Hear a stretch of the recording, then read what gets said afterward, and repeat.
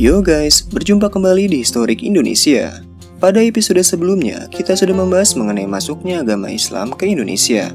Kemudian agama Islam menyebar dengan sangat cepat dan meluas di berbagai wilayah Nusantara.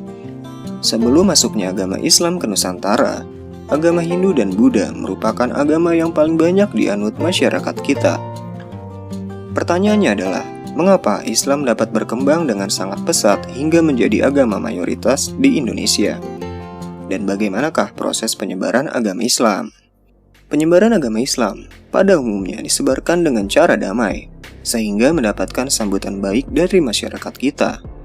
Faktor keterbukaan dan keramahan masyarakat kita juga turut andil dalam penerimaan agama Islam sebagai agama baru di tengah masyarakat kita. Selain itu, untuk memeluk agama Islam syaratnya sangat mudah, yaitu hanya dengan membaca 2 kalimat syahadat aja. Begitu pula dengan tata cara peribadatannya, tak memerlukan persiapan yang rumit. Agama Islam juga tidak mengenal sistem kasta seperti agama Hindu. Dalam Islam, semua orang memiliki derajat yang sama di masyarakat maupun di mata Allah. Perkembangan Islam di Nusantara juga sangat dipengaruhi oleh jalur-jalur penyebarannya, sehingga perkembangannya sangat pesat dan meluas. Adapun jalur-jalur penyebaran Islam di Nusantara diantaranya jalur perdagangan. Menurut penjelajah sekaligus penulis asal Portugis, Tomé Pires, Nusantara merupakan jalur perdagangan internasional yang sangat ramai.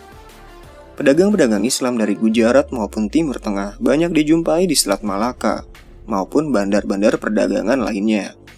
Bahkan para pedagang Islam tersebut menetap dan mendirikan perkampungan di wilayah pesisir Nusantara, sehingga interaksi pun terjadi dan pengaruh Islam pun menyebar di masyarakat, bahkan hingga para bangsawan. Para pedagang tersebut juga menjalin kontak dengan para adipati atau kepala daerah wilayah pesisir, dan perlahan-lahan masuk ke lingkungan kerajaan. Tak sedikit raja dan kaum bangsawan yang menerima dan memeluk agama Islam. Hal ini turut pula mempengaruhi kehidupan religi rakyat kerajaan yang dengan sukarela mengikuti agama sang raja. Saluran penyebaran Islam selanjutnya yaitu melalui jalur dakwah. Dalam agama Islam, golongan ulama atau pemuka agama berkewajiban untuk menyebarkan ajaran Islam ke seluruh masyarakat. Peranan kaum ulama dalam penyebaran Islam sangat efektif ketika menyebarkan Islam di daerah pedalaman yang tidak dapat dijangkau oleh para pedagang yang berdakwah di pesisir. Ulama-ulama yang menyebarkan Islam biasanya disebut dengan wali. Wali yang terkenal yaitu Wali Songo yang menyebarkan Islam di Pulau Jawa dengan berbagai keterampilannya guys. Penyebaran Islam yang kedua yaitu jalur perkawinan. Perkawinan terjadi antara pedagang-pedagang Islam maupun kaum ulama yang menikah dengan masyarakat sekitar yang masih menganut agama Hindu, Buddha maupun agama lokal. Bahkan banyak pula pedagang Islam yang menikah dengan putra-putri para bangsawan. Pernikahan juga terjadi antara sesama bangsawan berbeda keyakinan. Seperti contohnya pernikahan Putri Campa yang beragama Islam dengan Raja Brawijaya V dari Majapahit, ataupun juga pernikahan antara Prabu Siliwangi yang beragama Hindu dengan Nyai Subang Larang. Keturunan mereka banyak yang memeluk Islam. Islamisasi di lingkungan istana turut mempengaruhi kehidupan rakyat yang juga berbondong-bondong memeluk agama Islam. Penyebaran Islam selanjutnya adalah melalui jalur pendidikan.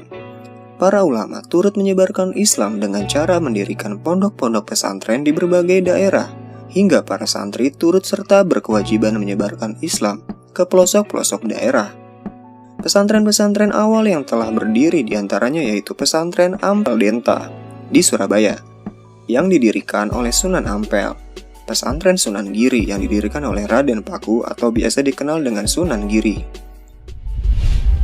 Islam juga disebarkan melalui jalur tasawuf. Tasawuf adalah ajaran menyucikan jiwa dengan cara menjauhi kehidupan yang bersifat kesenangan duniawi dan lebih mengedepankan spiritual agar lebih dekat kepada Allah Subhanahu wa Ta'ala.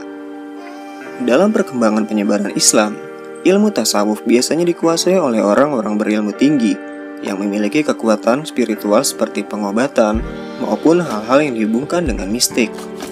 Ajaran tasawuf dapat dijumpai dalam cerita-cerita babat dan hikayat dari masyarakat setempat. Ajaran ini mudah berkembang terutama di Pulau Jawa yang masih kental dengan orientasi mistik yang telah menyatu dengan pola pikir masyarakat. Tokoh-tokoh tasawuf yang terkenal diantaranya yaitu Hamzah Fansuri, Syamsuddin As-Sumatrani, dan Syekh Siti Jenar.